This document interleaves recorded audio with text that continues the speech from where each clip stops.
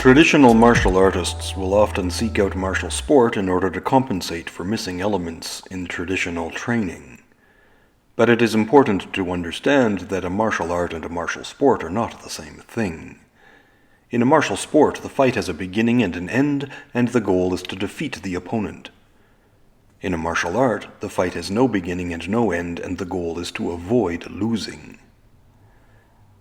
In a martial sport, you might compromise your own balance in order to destroy your opponent's balance.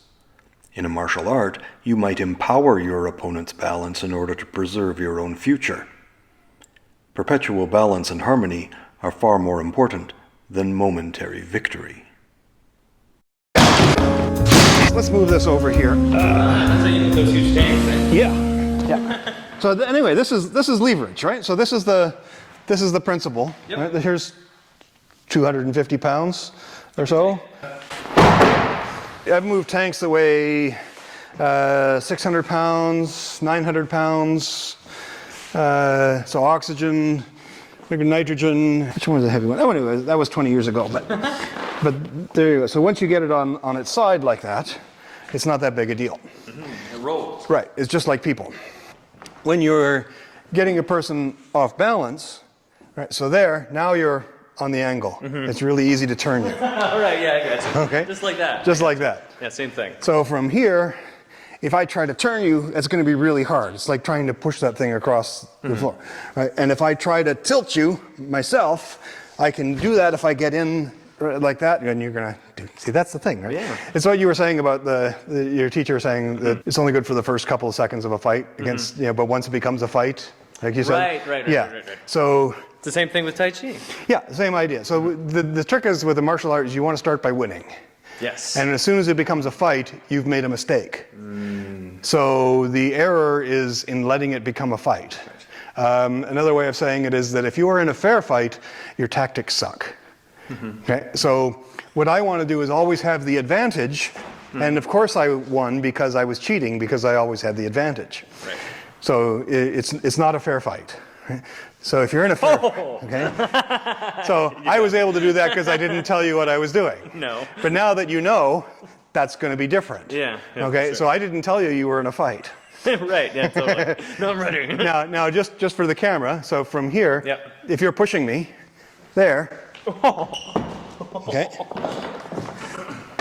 So that's a classic Chin.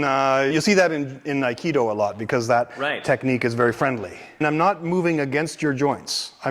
This is not inherently threatening to you. Right. Because I'm not bending your joint backwards, I'm not doing this, I'm not hurting your joints, I'm not doing that kind of thing. Yeah. Okay? This is, your joint wants to bend that like that. It's a supinated grip. Yeah, so I'm like, that's something that you're quite used to doing. Yeah. All I'm doing is taking this and turning it at a 90 degree, so here, 90 degrees, just like that. So 90 degrees is not a threat to you. No. Then I turn that 90 degrees. Oh, man. That's still not a threat because you haven't I haven't done anything that you started to fight yet. It's uncomfortable. And then you still aren't fighting it yet. Okay, we're good. Okay? As soon as it becomes a fight, the technique has failed. Right. So when you say karate or tai chi or any traditional martial art fails as soon as you get into a fight, because it's not for a fight, it's for winning.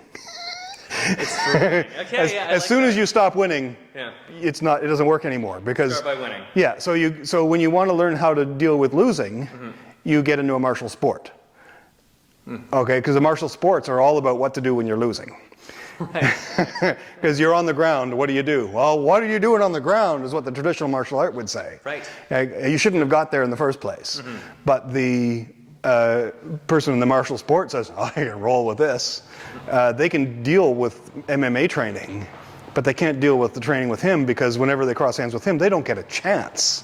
Right? It's them basically being traumatized as opposed to just taking elbows to the head and rolling with it and all that stuff, right? But with him, it's like, that's as far as I get, and it's over. So if you understand that is the point of the martial art, is always having the mechanical advantage, then you can start to translate that into your martial sport, and then it gives you the advantage. But in a martial sport, you don't really get to that kind of training until you've got at least blue belt, maybe black belt. Depends on the system, where you get to that point where Now that you've dealt with all of the stuff where you're probably going to run into trouble, then you deal with never getting into trouble in the first place.